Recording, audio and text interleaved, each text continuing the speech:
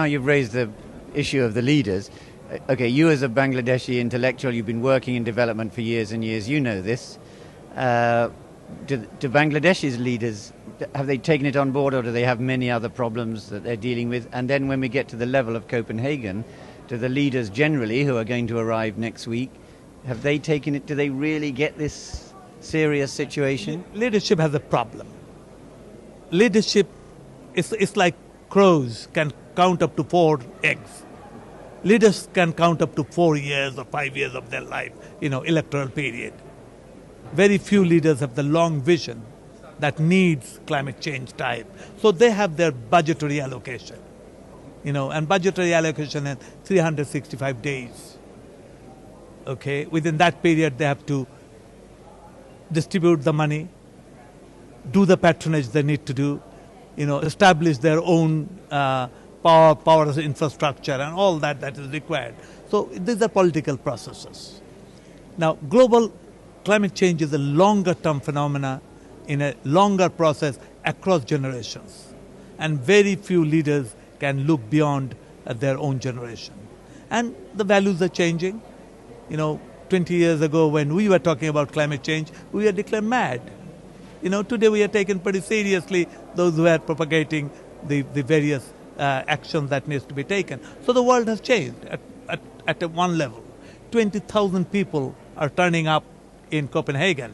Okay, given that half of them are pure money opportunists, there's another half dedicated, disciplined people who want to save the planet. Maybe that half, which is money opportunism in the sense that there will be money on the table, billions of dollars, I must get a chunk of that. Let's go and position myself in one of these kiosks and start, showing off and exchanging cards or do whatever games we play here. These are a standard part of game theory. There's nothing, there's nothing dramatic innovation about it. This is exactly how life happens. So there are serious issues here being discussed.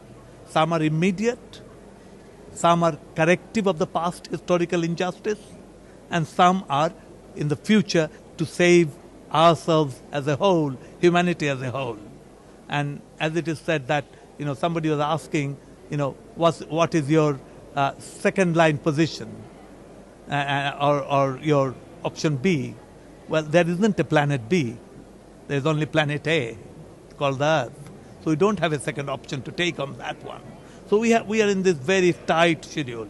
Now, the IPCC, Intergovernmental Panel of Climate Change, they tell us that if we do not have the maximum of our emission profile over the next 10 to 15 years, then we are getting into an area which will cross the proverbial tipping point, which means the civilization as we know it, particularly the cropping sector, the agricultural productivity, the various other reproductive system will collapse in the sense of they won't be able to come back beyond that period. So we enter a civilization.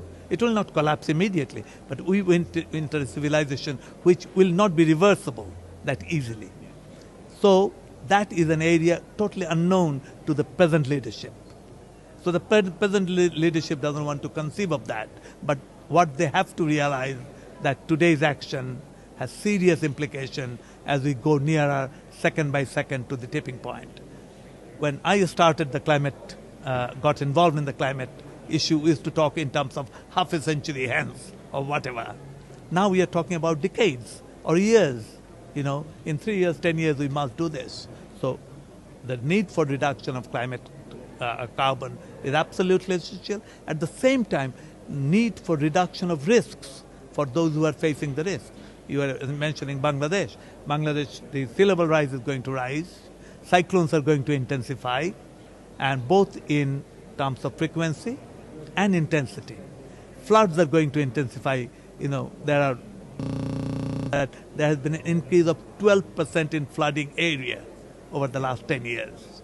The drought in the northwest of Bangladesh is going to increase, and the riverbank erosion, which displaces a huge number of people, is going to increase.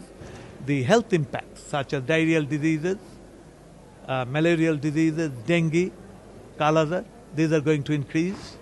one of my PhD students based at Imperial College working with me, she is studying the impact of additional salt, sodium chloride, input into the human body. As we all know, blood pressure is increased if you take too much of sodium chloride, and that is the salt water.